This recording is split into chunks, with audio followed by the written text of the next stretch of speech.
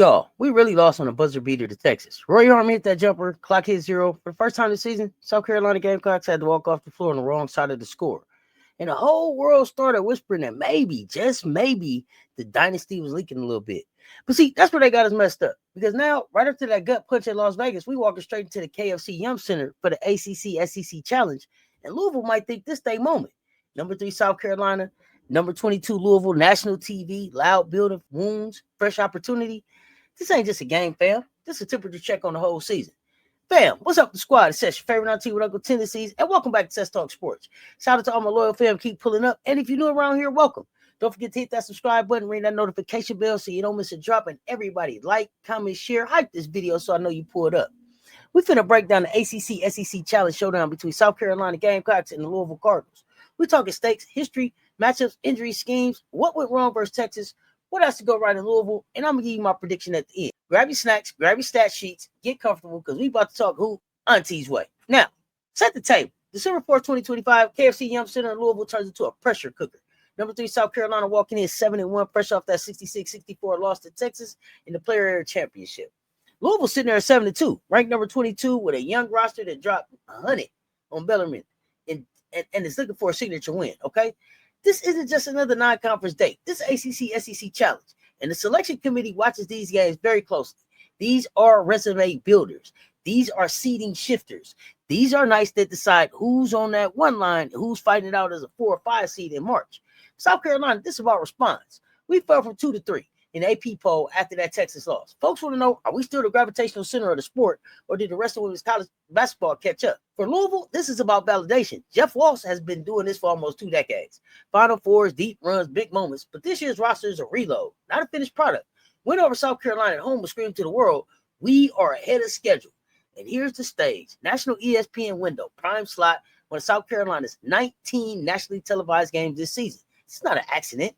The networks know the Gamecock brand draws numbers. We feed families. And Louisville gets to put the KFC Yum Center on display as one of the loudest, toughest places to play in the country. So when you see that ball go up, just know this is bigger than ACC versus SEC. This is about power, perception, and positioning for March. Let's talk about us first. South Carolina not the same version that ran through the country behind Leah Boston and Camila Cardoso. Philosophy is the same, physicality, defense, rebounding, but the way we get there shifted. Offensively, we attract meat with a jumper. We average at 94.8 points per game. That's top 5 in the nation. The offensive rating is sitting up around 128.5, which basically means we're scoring at elite efficiency every 100 possessions. On the other end, we still locking folks up. Defensive rating around 67 and only giving up about 49 points a night. But the way we do it, different. We used to be living in paint, drowning you on the glass, bully ball from start to finish. Now we're a little more perimeter driven, more pace, more space. Injuries force that evolution. We got guards and wings pushing the ball, pitching ahead, taking threes in rhythm. And then we got just enough size with Madina Okot, Adele Todd, Miriam Dowden, and Joyce Edwards to keep that Gamecock DNA intact.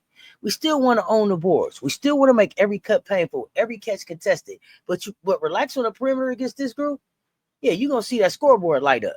This Louisville matchup is going to test if this new identity can travel into a hostile building right after a heartbreak loss. All right, we got to be honest about the elephant in the room, health. South Carolina's depth, legendary. This season, depth's been stress tested in ways we ain't seen in a minute. Start with Chloe Kitts, senior forward, double-double machine last year. Honorable mention All-American. Projected first-round WNBA pick. This was supposed to be her coronation season. The year she lived in that high post, picking apart defenses. She tears her ACL in October. Just like that, your most versatile offensive piece in the front court, gone before the season really starts. That's not just a body. That's your mismatched engine. Then we look at Ashlyn Watkins. This is a kid who was supposed to be the best rim protector in the country, an above-the-rim athlete, walking double-double potential. ACL injury versus Mississippi State in the prior season. She's out for the whole 2025-26 campaign. So we've lost our 2 most explosive, versatile front court pieces. That would break a lot of programs. For South Carolina, force a new blueprint. And don't stop there. Our backcourt, listen, we've had some interruptions. Maddie McDaniels, her rhythm's been chopped up. And that matters for a young guard who thrives on confidence and continuity. So we'll be looking to see her work towards how well she's going to be able to fit into the offense over these next few games. And then the freshman, Agot McCure. She takes that hit versus Bowling Green, leaves in the third quarter, doesn't return. Working her way back, so limited minutes against Texas, but you can tell the staff is managing her carefully. So when we talk about South Carolina averaging almost 95 points a game and still defending at a high level, we're not talking about a team that has everything. We're talking about a team that is reinventing itself midstream, with key pieces missing and still sitting number 3 in the country. That's why I say this game against Louisville isn't just about can we win, it's about who are we. Now that we've been punched, how does this new version respond? Let's talk personnel because this roster is nasty, even with injuries. The biggest addition, Tajianna Latson. If you know ball, you already know the name. At Florida State, she was a bucket, over 25 points a game. She comes to South Carolina not just to join a winner, but to expand her game in a championship environment. Right now, she's giving us about 18.2 points, 4 boards, and almost 4 assists a night. She's that guard you get a ball to with 7 on the shot clock and say, hey, go get it. And more often than not, she does. Off step backs, off curls, off high ball screens, her footwork and balance at her size make her a problem. Then we got Rolls Royce Joyce Edwards, the sophomore forward who said, don't worry, I got the front court. She's at around 19.8 points and 6 rebounds a game, shooting over 50% from the field. The thing about Joyce is she's not limited to one zone. She can face up from 15, bully from the block. She can run in transition and finish like a guard. She's the piece to let Staley still play Gamecock basketball, even with Kitts and Watkins out. Anchor at everything is Madina Okot. At 6'6", about 13 points and nearly 11 boards a night, she is the we still big on this roster. You might look at the injury list and think the paint is open. Madina is here to let you know that's a lie, and so is Adele Tock. They gobbling up rebounds, changing shots, and their presence makes those spacing decisions hard for opposing coaches. Then the heartbeat at the point. Raven Johnson, around 9 points, almost 7 assists a game, and the best on-ball defender in the country. She controls tempo. She organizes the chaos, and when she flips that defensive switch and starts picking up 94 feet, the rest of the team follow.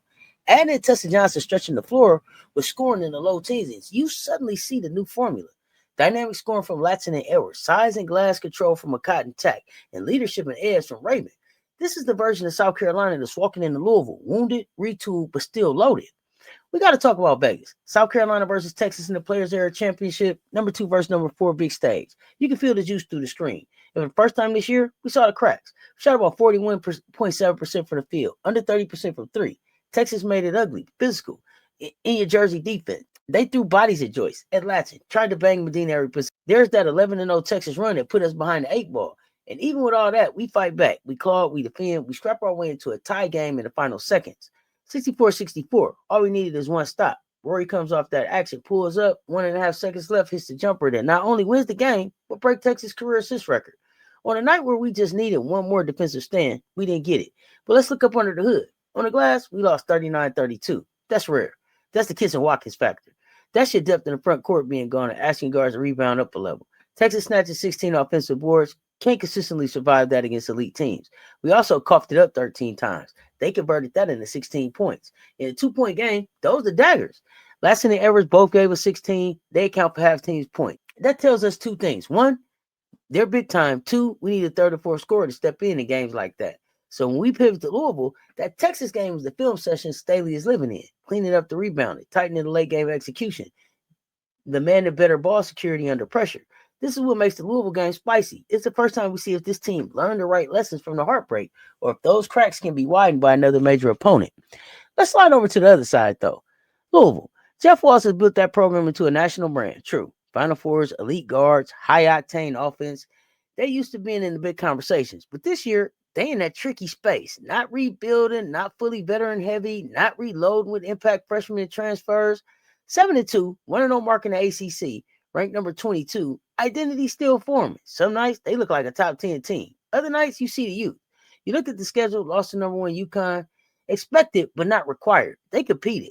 The more telling game was the Kentucky matchup at home. They're battling their in-state rival, up 41-39 in the third, and then the roof collapsed. Kentucky went on an 11-0 run. Defense started leaking. Louisville walked out with a 72-62 loss in the Yum. They let Kentucky shoot over 52% from the field. That's survival mode defense, not Louisville standard. Then look at the bounce back against Bellarmine. 100-37. Came out swinging. 30-6 after 1 quarter. Shared the ball. Bench got involved. No starter played more than 22 minutes. That's your get-right game. That's how they walk into the South Carolina matchup feeling good again. A little win boost. So you got a Louisville team that has tested both sides already. Disappointment of letting the rivalry game slip and the confidence of blowing someone out by 63. Against South Carolina, we're going to find out which version shows up. Let's talk about the faces of this Louisville squad. First, listen, the sophomore problem, Tajianna Roberts. Listen, this young guard stepped on campus like, hey, this is my team now, and ain't looked back. She's averaging about 13.3 points per game, but the real story is how she scores them. She on 22 on Kentucky, followed it up with 23 on Northern Kentucky. Fearless. She don't care about rankings or jerseys. She sees a defender, she sees space, she attacks. And she's not out there just chucking. Her game got poise, change of pace, handle, shot making off the dribble. For a sophomore to be your go-to scorer in crunch time says a lot, and she's one of my favorites. Then there's the veteran stabilizer, Laura Ziegler. About 12.7 points, 8.2 rebounds, and just over 3 assists per game. She's the definition of a modern stretch four. Knocking down around 45 to 46% from three means if you put on a big on her who can't move, she's dragging them out to the paint and open the lanes for drivers. If you put a smaller player on her, she can post, she can rebound over him, she can see over the defense as a passer. She's the kind of matchup piece that forces a coach like Staley to make decisions. Do you put Madina on her and risk pulling your anchor away from the rim? Do you slide Joyce onto her and trust Madina to clean up on the inside, or somebody like a Miriam Dowda? That's where this game gets interesting. Off the bench, Amari Berry is your instant offense. 10 points a night, fresh off a 14-point performance versus Bellarmine. She brings juice. When Louisville starters hit a lull, Berry comes in and keeps the pressure on. You also have transfer guard Raina Scott, who helps handle, score, and settle the offense. Put the three names I'm circling with a red marker for this South Carolina matchup: Roberts, Ziegler, Berry. If those three cook at the same time, Louisville can be dangerous. Now let's zoom out to the sidelines. Dawn Staley, Jeff Walz are not just two coaches passing in the night. They've shared the bench. Walz has served as an assistant under Staley with USA Basketball, helping guide U18 and U19 teams to gold medals in 14 and 15. They've been in the locker rooms together, scouting together, game planning together. So when we talk about this matchup, understand these are two people who know each other's basketball DNA. Staley knows Walz is an offensive chameleon. He'll change looks, use different actions, bring out traps, zones, presses, whatever he has to do to disrupt your rhythm. Walz knows Staley's commandment board starts with 3 words: defend, rebound, discipline. Historically, South Carolina owned the series. Since 89, we've taken 9 of the last 10. Louisville's last win over South Carolina was way back in 91. Now, there weren't a ton of matchups in the middle, but every time we linked up in the modern era, Gamecock came out on top. Biggest memory, 2022 Final Four. South Carolina versus Louisville with a trip to the title game on the line. Aaliyah Boston controlling the paint, the defense locking down HBL, and the Gamecocks walking away with a 72-59 win to set up another national championship. That game is still a sore spot for Louisville, for their fan base. South Carolina represents the standard that kept them from the mountaintop. So when Walz sees this game on the schedule, it's not just, cool, top 5 team at home. It's, I get another crack at Staley. And when Staley walked into the Yum Center, she's not surprised by any of the tricks coming her way. She already heard that voice on the USA bench drawing them up. This isn't just about talent. It's about who wins the chess match. Now we really cooking. Let's talk X's and O's. First, the perimeter. You used to play South Carolina by packing the paint. Let's make them shoot from the outside, live with the jumpers. If you do that this year, you might get lit up. Gamecocks hitting around 37 to 38% from 3. Tessa Johnson is a real weapon. Raven Johnson's shooting has improved. Spacing around Latson and Joyce keeps defenses on it. If Louisville decides to overhelp on drives or dig hard on the post, those kickouts are sitting there begging to be punished. On the other side, Louisville's defense has generally held opponents to somewhere around 28 to 30% from 3. Their whole thing is aggressive closeouts, contesting the line, and then trusting the rotations behind it. But there's a risk. When you close too hard on shooters like Latson and Tessa, they don't just catch and settle. They rip and go. They attack the gap. They put pressure on your weak side help. That's how you get in foul trouble. That's how your rotations start breaking down. Now to paint the glass. Even without Kitts and Watkins, South Carolina is still a rebounding monster. That's Madina. That's Tok. That's Dowda. That's Joyce. That's guards crashing down. The estimated rebounding margin is about plus 15 per game. Louisville's closer to plus 8, which is good, but not Gamecock good. If South Carolina gets into that 15-plus offensive rebound range where Texas lived against us, the game tilts heavily. Not only do we get extra possessions, but we wear you down with physicality. Louisville counters with Ziegler as that space creator. She hits a couple threes early, and now you're asking, can we really leave her to protect the paint? If Madina has to chase her to the arc, that opens the lane for Roberts and Berry to slash. Then there's pace and turnovers. South Carolina wants chaos. We scoring almost 95 a night, forcing about 20 turnovers and turning those into runouts. Raven at the point of attack, Latson streaking down the wing, Joyce outrunning bigs. It's a track meet. Louisville needs control. When they let Kentucky speed the game up in that second half stretch, everything fell apart.